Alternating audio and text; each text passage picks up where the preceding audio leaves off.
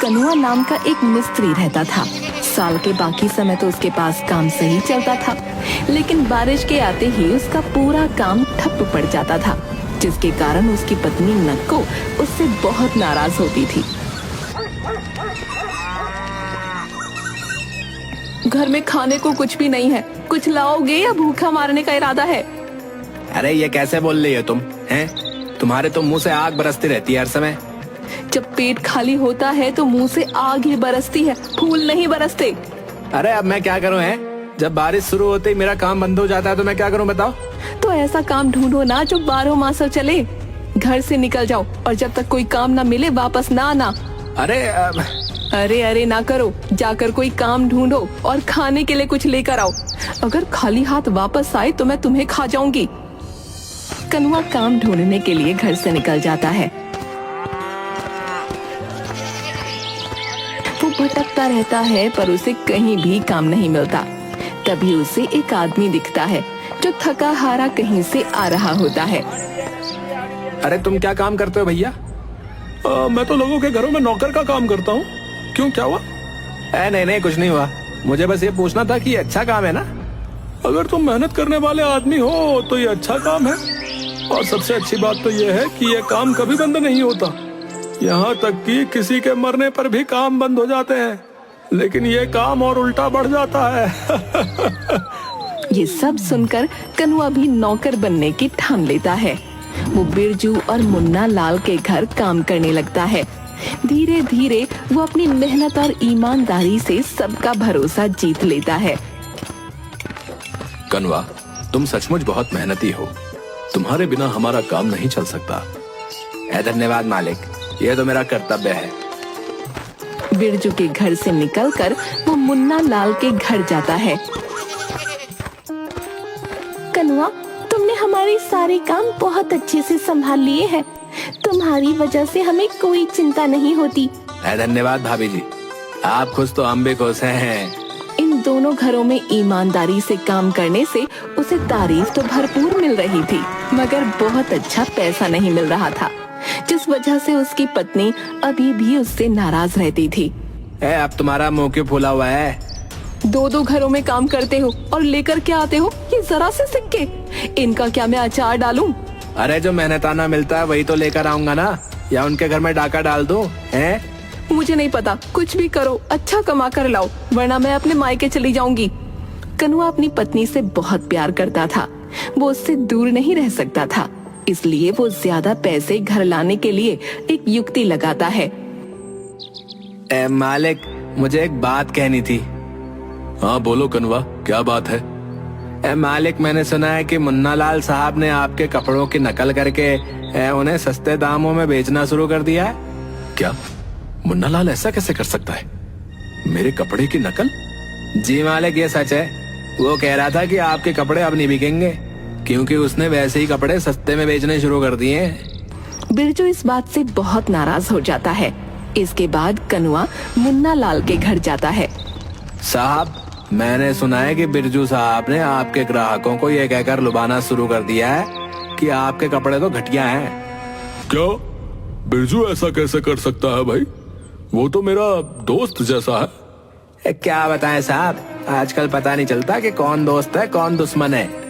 मैंने खुद सुना है, वो कह रहे थे कि आपके कपड़े किसी के लायक नहीं है और लोग अब उनके पास ही आएंगे।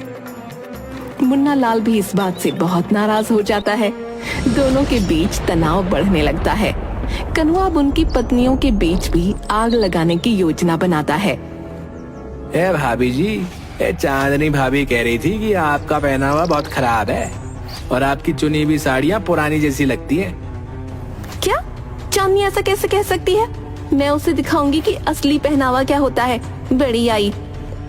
भाभी जी, सरिता भाभी कह रही थी कि आपकी साड़ियाँ देखकर ऐसा लगता है जैसे कि मछली बेचने वाली की साड़ी हो।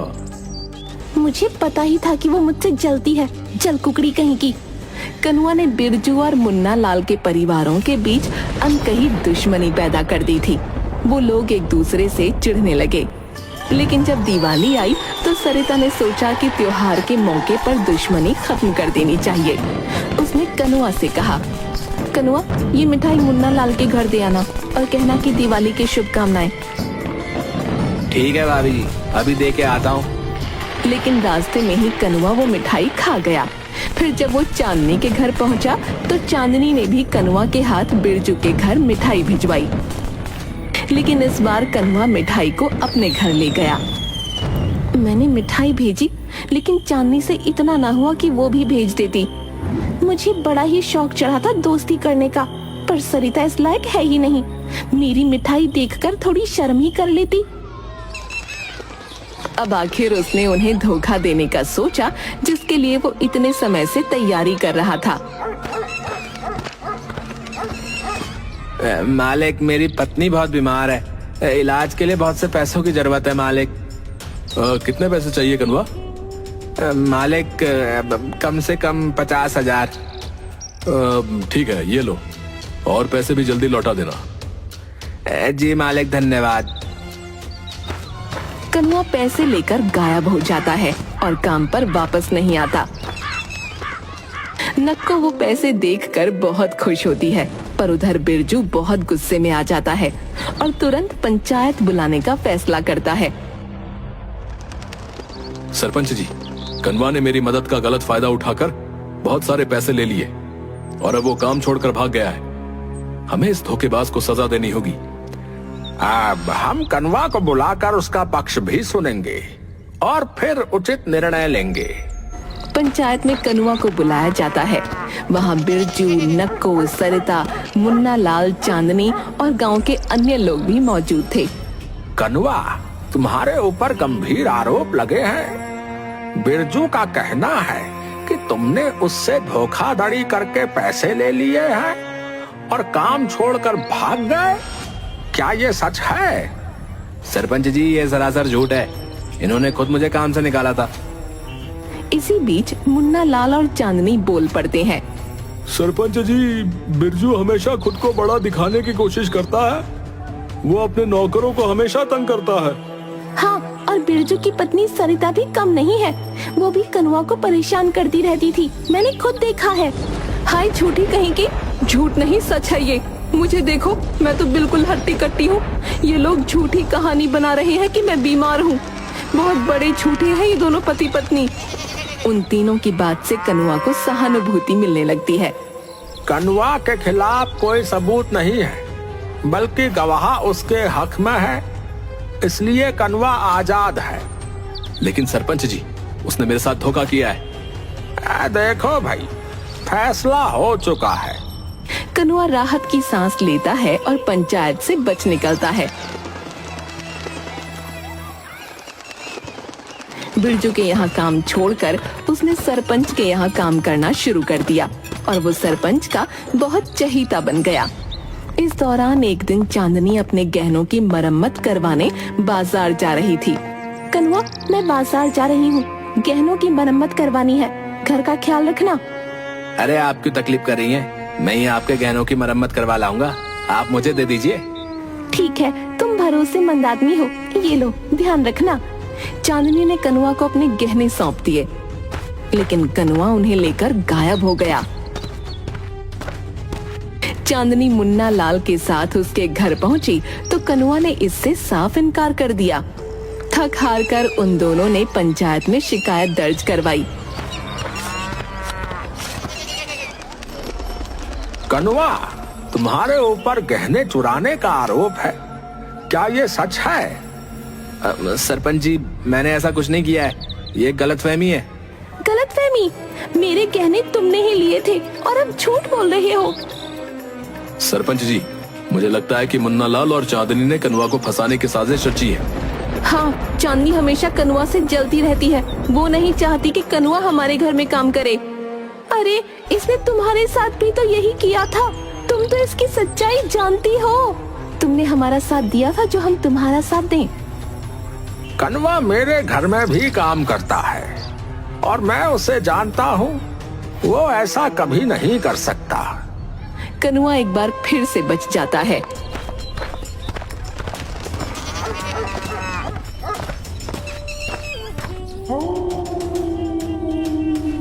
आपने तो कमाल कर दिया।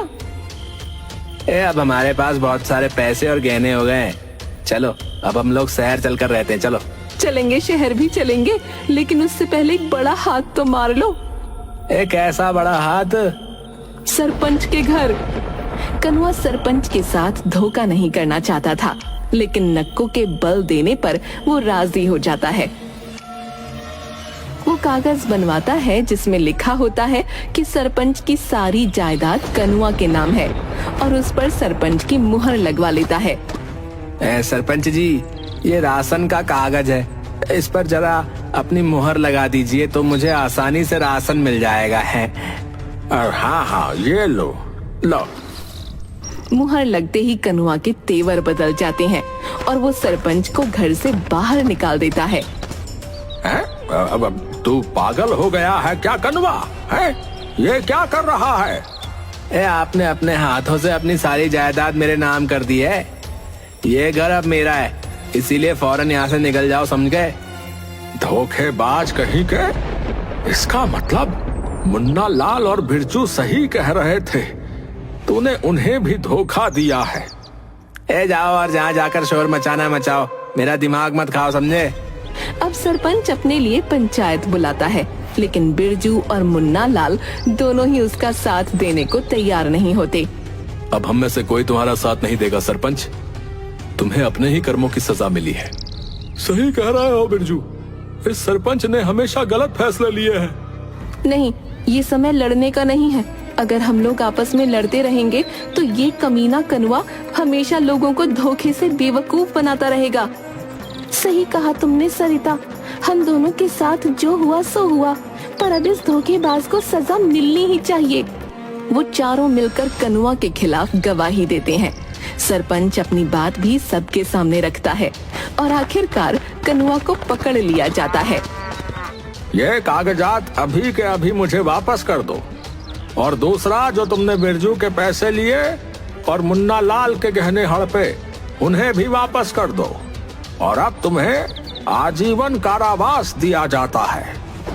नहीं नहीं, ऐसा ना करो, मेरे पति को छोड़ दो।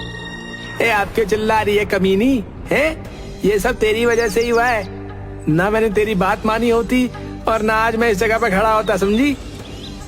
कनुआ उन लोगों के पैसे, गहने और कागजात वापस कर देता है और फिर उसे कारावास में डाल दिया जाता है।